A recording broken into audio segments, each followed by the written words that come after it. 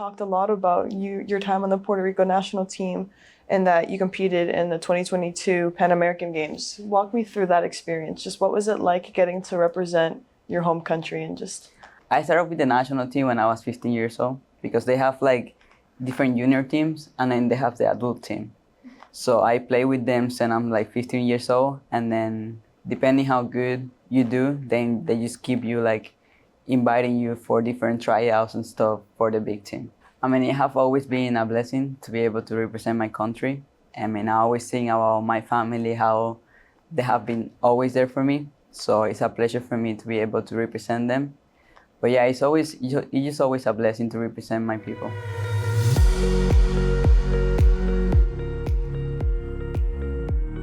Today, I have the privilege to be joined by FIU softball's Janelle Martinez. So thank you very much for being here with us today. Thank you for the invitation. Absolutely. So for those of you who might not know who Janelle is, why don't you give yourself a little brief introduction? I'm Janelle Martinez. I'm from Ponce, Puerto Rico, and this is my third year at FIU. Congratulations. Thank you. You have a big season ahead, your fifth year. So how are you feeling going into this last year of your collegiate softball career? I mean, we have a really good year last year, so we're expecting to have an even better year.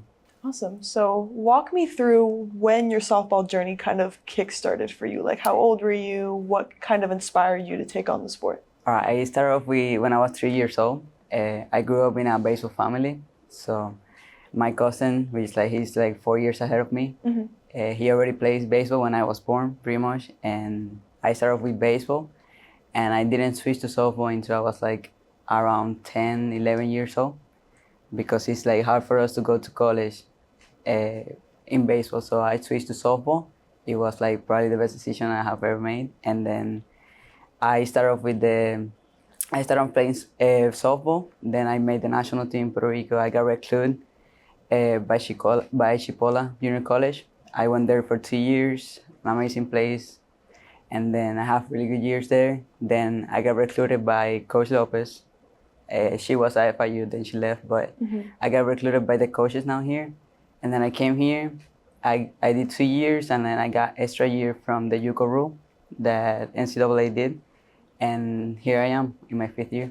What has been the biggest transition that you feel is like that you've had to make since coming to FIU? Because obviously from JUCO to Division I is a big jump.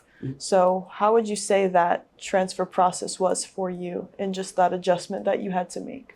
Yeah, I mean, Chipola is a small JUCO, so it was kind of hard for me to come here. It's a lot of people at FIU. It's a big campus. And yeah, it was kind of hard to like figure out where I have to go, where I have to be. And I mean, I'm glad I have really good teammates that helped me out throughout the process, but it was kind of hard to switch from that small town, small college to here in Miami. It's a really big city. Yeah. So the first couple months, it was kind of hard for me to like transfer. And also at home, I come from a small town too. So it was kind of hard for me to just transfer from that 2 small towns to a really big town and a really big campus and all that. But FIU is amazing, and you guys have like amazing people to guide us around. So it was fine. It was a big jump, but at the same time, it was kind of fun to be here. Absolutely. What do you think made your decision to commit to FIU so easy? When I came here in BC, it was amazing. I mean, I'm Hispanic. I have been only here. This is my 5th year here. So when I came here for my BC, it was the soccer World Cup going on, and everybody was just like crazy about it around here. So I was like, I kind of feel like this is home for me. And that made the decision really easy for me. I was like, I kind of feel like I fit there and I'll be happy there. So I was like, I talked to my mom about it. I was like, I really feel like I can fit in there and that's the place for me. And she was like, if you feel like that, then just your choice. That's good. We're good with it. So it was kind of easy at the same time. And then I also saw something that your coach, when they were recruiting you, she said, quote, "You could compete for a spot in the middle of our lineup." Did you feel pressure hearing that coming from a JUCO to a D1, or did it kind of motivate you in a sense? It kind of, I mean, throughout my years at JUCO, they built my confidence pretty good. So I feel when I came here, I mean, in my JUCO, we played D1s during the fall to get prepared for our season. So I hear that and I was like, well, this is how we have been doing during the fall every single year I have been in JUCO. So yeah, it was pressure, but at the same time, it was in a good way. because I feel like when you feel pressure in a good way, it's good for you. So I was like, this is a good that he's already thinking that I can compete for that spot.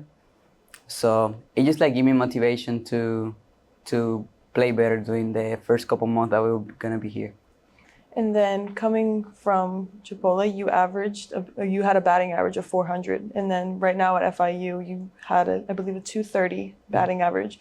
So obviously I know that the jump from JUCO to D1 is a little intense for some maybe, but obviously you feel like you can handle it, and you have shown that you can handle it.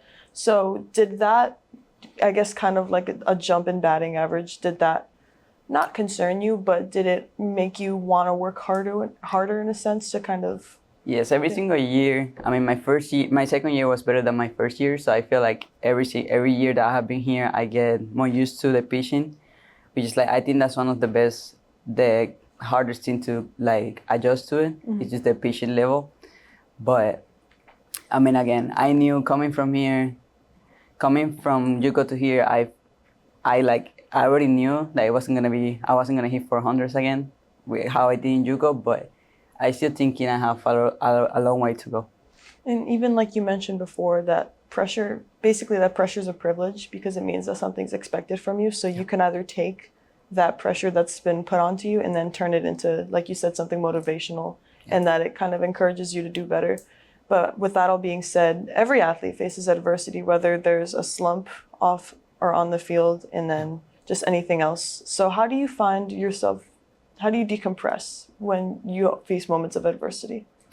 I mean, I feel like just like thinking when you're in a bad moment or in a slump or whatever, like start thinking what was your mindset when you were okay, when you were doing good. So I just feel like make sure you remember how you felt when you were doing good is what's gonna get you out of the slump, pretty much. So like, for example, hitting, which is like I feel that's when people struggle the most. Like how you were feeling, how you were seeing the ball when you were doing good. That's what's gonna get you out of the slump, pretty much. Do you have anything off the field that you do that kind of brings you peace and happiness, just kind of something outside of softball that you enjoy doing? I mean, my family is probably like my most important thing in my life. They're probably like the reason why I'm here.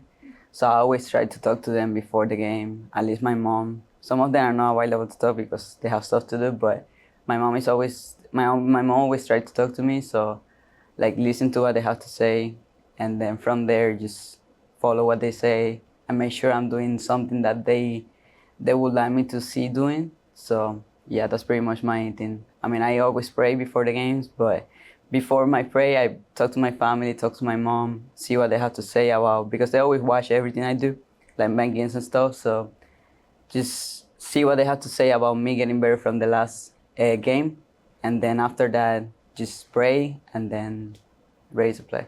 Yeah, you also mentioned before that you came from a family of baseball players. Yeah. So with that kind of inherited experience with having baseball players in your family, what would you say is a big piece of advice that anyone has given you? I mean, my family, there have been baseball players like since I don't know how many generations before me. Mm-hmm. So they always like try to keep everything simple, like just see the ball, just hit it, and yeah. Like my mom always tell me, just relax and do whatever you have been doing the whole, like how many years you have been playing. Just trust whatever you have been doing this whole time, because like you got here, so like that's a reason why you got here.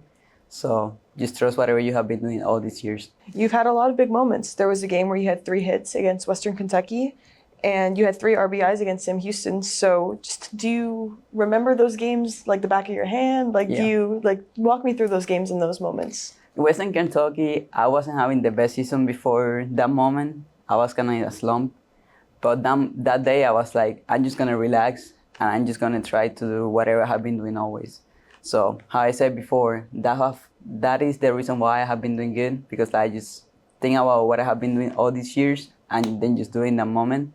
So, Western Kentucky wasn't, at that moment, my season wasn't the best. So, I was just like, I'm just going to go up there, just relax, and just hit the ball. And that day was really special because it got me out of that slump. After that, I started doing better during my season.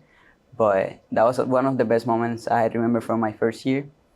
And then my second year at Sam Houston, I made an error the day before, and I was kind of like I have to do something for my team because like I let them down that game, and we also lost that first game in the series. So like coming on the Saturday, I was like I have to do something for them because like I let them down yesterday, so I have to do something about it, and I have a good game, so I was glad. Do you have any teammates in particular that you feel help uplift you the most? Like, do you see yourself in any of your teammates? Yeah, last year I have Rue McCann. She already graduated, but she was really one of the best teammates I have ever had. She's like always there for you, always with a good advice or make you feel better. And then Carrie this year, she's one of my best friends, and she's really sweet. She always have like something good to tell you, and even when you're doing really bad, she will always come up to you with something good, like make you feel better, make you feel with a lot of confidence. So those are my two teammates that have like the best at FIU. And then Kennedy Bird is always there for everybody. So she's a great leader too. And I feel even Carrie and Rue, they're really good leaders and they're always there for you to help you out. If you need extra work, they will be there for you.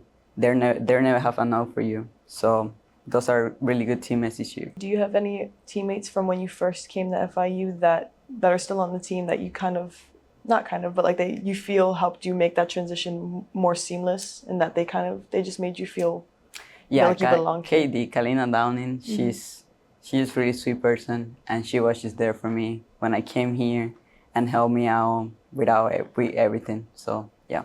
You play multiple positions. You play outfield, infield, and then you also played catcher. Catcher. Yeah. So that's a lot of different like positions, and versatility is another big thing. Have you always been versatile like that, or did you kind of adopt those roles because you felt like it was needed for the team, or why? Yeah. Why have you played 3 different positions during your softball career? I started off as a shortstop. I don't play that anymore, but my grandpa is a great believer, like, just play whenever you can play, like, and then you're gonna figure out, because when I started off really young, 3 years old. So my mom and my grandpa, they were like, just play whatever, and then when you grow up and when you feel comfortable, that's what you're gonna play. But I didn't really decide. I just kept playing throughout all my years. I just keep playing all 3 positions, and then, I mean, they were like, at first I only want to catch. I was like, I only want to be a catcher, but they were like, don't close like doors for you.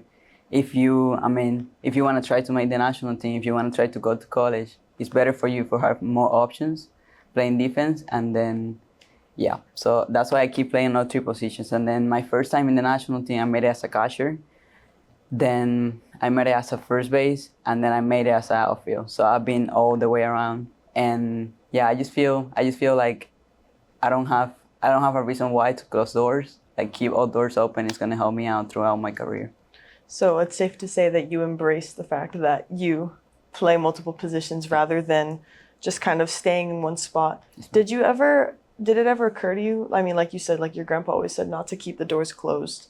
Did you ever like second guess yourself playing a position, and that's why you felt like also you wanted to explore more? Yeah, when I went to JUCO, that's why I only wanted to catch, because I was playing pretty much like catching. So I felt more comfortable catching than the other positions. But then when I got to FIU and also with the national team, they would just give me like time in every position. So I became more comfortable with all the positions. But I just feel like those 2 years, because I have more time catching, I feel more comfortable than the other positions. But right now I feel comfortable everywhere because at FIU I have time everywhere. So I feel confidence with everywhere.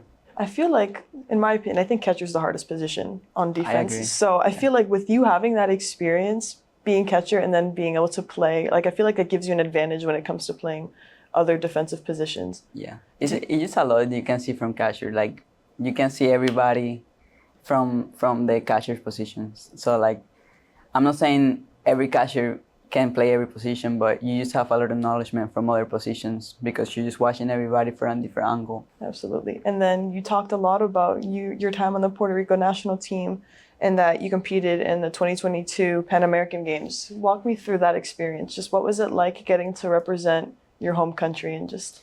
I mean, it have always been a blessing to be able to represent my country.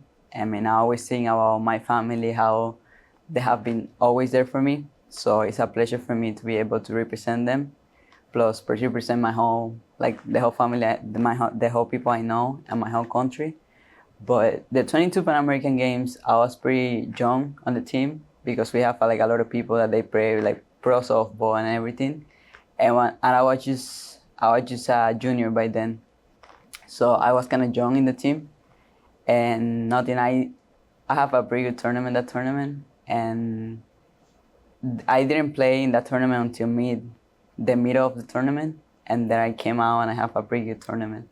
But yeah, it's just always a blessing to represent my people. How did you get that opportunity?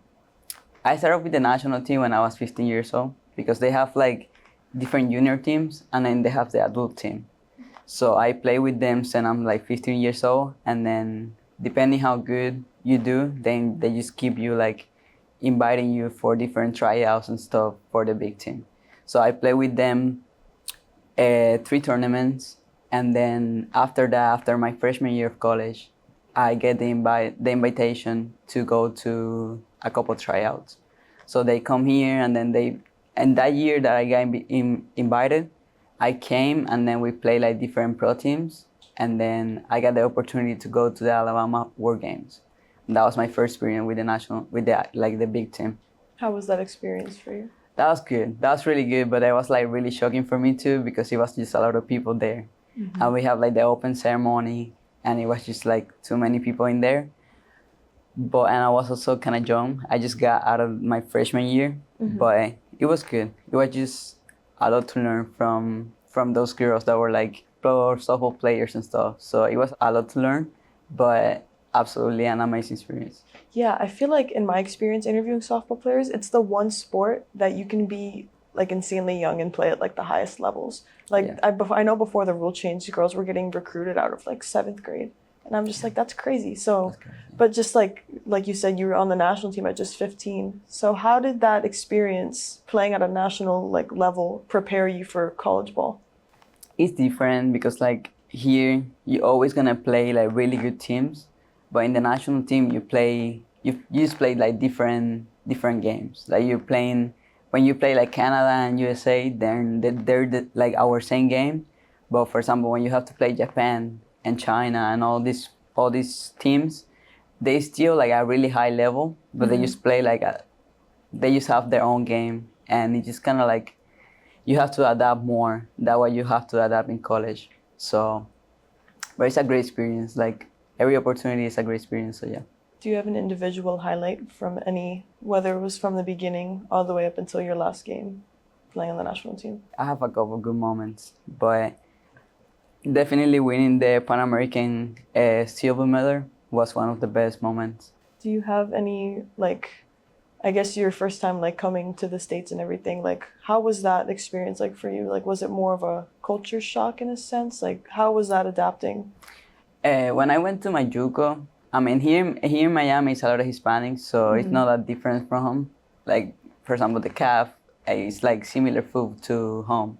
But when I went to my JUCO, it was shocking because like it's in a country area, and the accent. I didn't know English by then, so it was kind of hard for me to like communicate with people. But then when I got used to it, my team was like from everywhere pretty much. Like they have people all over the country, so it was kind of hard for me to adapt to like the difference between people and stuff. But I feel like same as FIU, I have really good teammates, and it was kind of easier for me to adapt to the place, to the people, to everything. And then as a 5th-year player, I always like to ask this to like veteran players, I guess you could say. So who's a player on your team right now that's like a freshman or a sophomore that you see yourself in? Like the way that they play, the way that they act. I can see myself Sammy Zelenka, because she's always trying her hard to like get better, and she's always like, if coach tell me to go to play other position that I don't really know how to play, I'll try to figure out the best way. She's a sophomore now, but since for day one, she's always like trying to do her best, and I feel like when I went to UCO, that's what I was trying to do, just like try to do my best at everywhere. And she also can catch, she can play first, she can play the infield. So yeah, I feel like I see myself like close to her, and she's really good too. And yeah, I just feel like she's always trying to do her best, trying to get like the best at bat she can get, trying to play everywhere. So yeah, I feel like that's something close to me. The way I see it is that if your path to success is straightforward, then you didn't do it right. Like I feel like if you really want to be great, you're gonna do whatever it takes. If you're gonna cut corners, you're gonna take whatever route it takes. What advice would you give to softball players in that similar predicament where they're stuck between choosing going to a JUCO or going straight to D1? I feel like be really realistic with yourself. For example, I tried to go D1, but at the same time, I knew on my inside that I didn't know the language. Mm-hmm. So it was gonna be kind of hard for me to be able to, for example, come to FIU. It's a really big, it's a really big campus. For me to figure out myself how to do everything there, the classes are hard. Mm-hmm. It just, like, I feel like you have to be really realistic with yourself. Like, I'm not saying, you have to believe in yourself, but also when it comes to like that decision, you gotta be realistic with yourself. Like, can I figure out, I'm not even talking about softball, like just like the normal life there.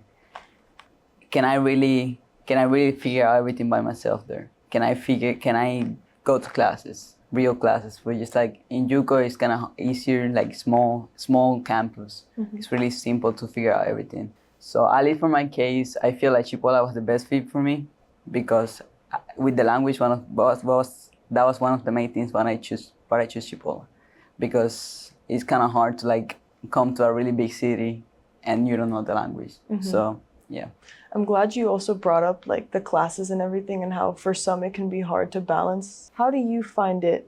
Like, how do you find yourself balancing your classes on top of your athletic workload, I guess you could call it, because obviously student athlete, like the student comes before athlete, Definitely. literally and figuratively. Yeah. So how do you find yourself finding time to balance both your academic and athletic workload? Yeah, I just try to make sure that I complete everything on my school, and then I will see what can I do with softball. You have to do your hours and stuff, but like as a Division I athlete, we always wanna like, and when I was in JUCO too, I did the same thing. Like I really wanna go and it's like hit extra, or work on defense or whatever. So you always wanna give your 100%, but you also gotta make sure that you make time for your academics. So there is some days I want to be like, I just want to go and hit because for example, I didn't feel good on practice, so I want to go out there and keep hitting until I feel good. But then I think like I have the assignment to do. So I'll complete the assignment and then see how much time I have to do whatever I want.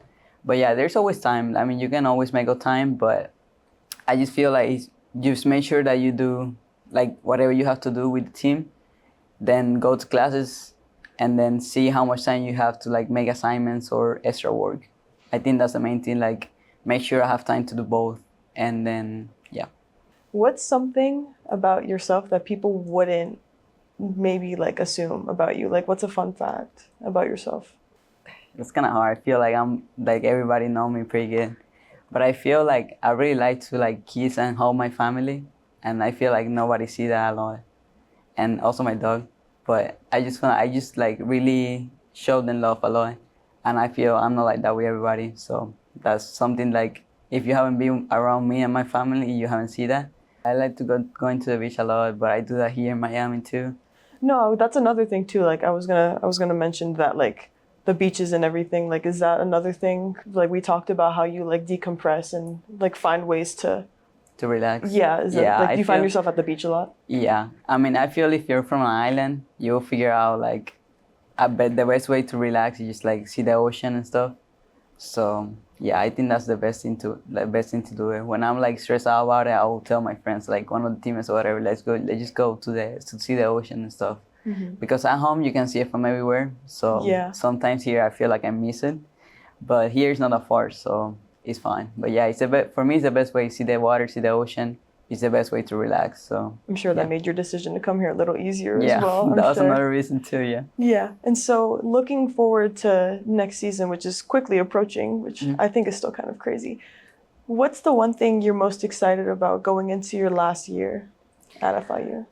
I feel I'm more excited to see what this team can do. I feel we have a really good team, and I'm just excited to see, because we don't know who we're gonna play yet. We haven't seen the schedule yet. I'm just excited to see who we're gonna play and see what we can do. And then when everything's all said and done and you get to hang up your FIU jersey one last time, how do you want to be remembered as both a player and a person? I feel that I want to remember always trying to do my best everywhere. Like even it doesn't matter if I was catching first base or outfield. I want to like be remembered as like somebody that like, tried to do the best to make the team win. Awesome. Thank you, Janelle. It was a Thank you. pleasure getting to talk to you. Thank you.